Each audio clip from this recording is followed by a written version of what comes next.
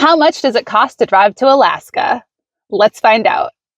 Hi, I'm Kate, and in the summer of 2023, I took a 2-month road trip from Minnesota to Alaska. I drove to Anchorage, I drove partway up the Dempster Highway, and then I went back to Canada and drove all the way up the Dempster Highway to the Arctic Ocean. I put over 11,000 miles on my truck and spent about 60 days on the road.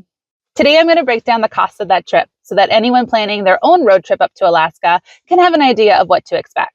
Now, of course, everyone's budget is different and everyone's going to travel in different styles. So if you want to eat out more than I did, great. If you want to spend more nights at hotels, that's fine too. But here's my breakdown of costs. Let's start with the most expensive item, gas. Gas is a really important part of an Alaska road tripping budget. So like I said, I drove around 11,000 miles on this road trip, and I drove it in a 2023 Toyota Tacoma. I had a DIY built pop-up truck camper on the top of it. So my Toyota Tacoma without the truck camper on it will get around 21 miles per gallon. With the truck camper on it, I averaged about 18 miles per gallon for the whole trip. So it's definitely worse on the interstate with higher speeds, and we did better when we were on the little country roads. There wasn't as much wind drag on the truck camper, but the average for the whole trip when I got back was around 18 miles per gallon. The total cost of gas for my trip was $3,075.08. It was a lot, and it averaged out to be about $50 of gas per day. Things that factored into this were that gas prices in Canada are more expensive, and gas prices on the Dalton and Dempster highways are definitely more expensive.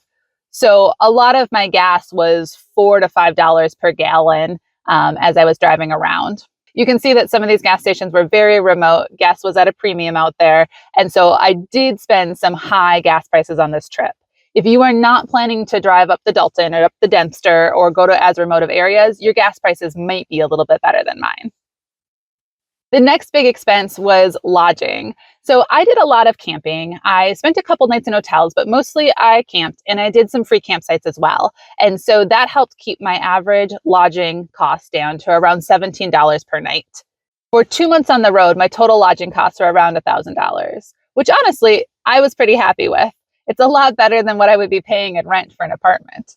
For food, I mostly grocery shopped and cooked out of my car, but I did do about a meal out a week, as well as a couple, fancy coffee drinks and things like that. And so my average food cost was about $15 a day. Again, this will differ based on how you want to eat, but I didn't want to cut out all the goodies. I still needed to get a cinnamon bun from the Titsa River Lodge, and I wanted to try some poutine while I was in Canada and all those kind of things. So for me, the enjoyment was worth it to have that food cost be a little bit higher than it could have been if I'd exclusively grocery shopped. I also had some car maintenance expenses, which were fairly negligible on a per day basis. I mean, it was less than $3 a day, but I spent over $100 fixing flat tires. And I had a few car washes, right? So I had, $30, $40 in car washes, especially after going up the Dempster and Dalton highways. I needed to get that concrete like mud off my truck. So definitely there were a few car washes in there. So make sure to plan some maintenance. I also had an oil change in the middle of it, but my car was still new enough that it had the Toyota Care. So I didn't pay extra for that. But that would also be another expense to consider is oil changes while you're on the road. So you'll definitely need at least one, if not two, oil changes on an 11,000 mile trip. Then there was some miscellaneous expenses. I took a ferry from Whittier to Valdez in Alaska, did a couple of small excursion things, had some dog boarding. And so I had $300-400 of miscellaneous expenses during the trip. So that was around $5 per day.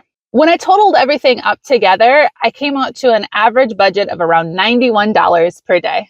Now, again, this depends on how much you're going to drive around in Alaska, how fast you're going to drive up, but a total of around $91 per day was very adequate for me to fully enjoy a wonderful road trip up to Alaska, buy national parks passes, do some fun excursions like ferries, still try some local food, and pay for that expensive gas up on the remote roads. And I'm curious, if you've driven to Alaska, what did your budget look like? How does it compare to my numbers? Did you spend a lot more or less? Did you split gas with someone else, but maybe have higher food expenses because there were two of you traveling? What did it look like for you? If you know your stats and you feel comfortable sharing your numbers, let us know in the comments below. Let me know what your average cost per day was and how long you were on the road for. And also, do you think it was worth it? Because I definitely do.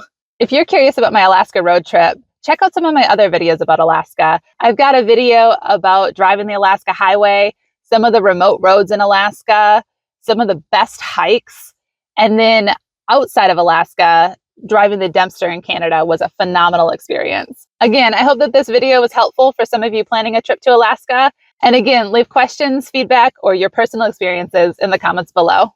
Thanks for watching.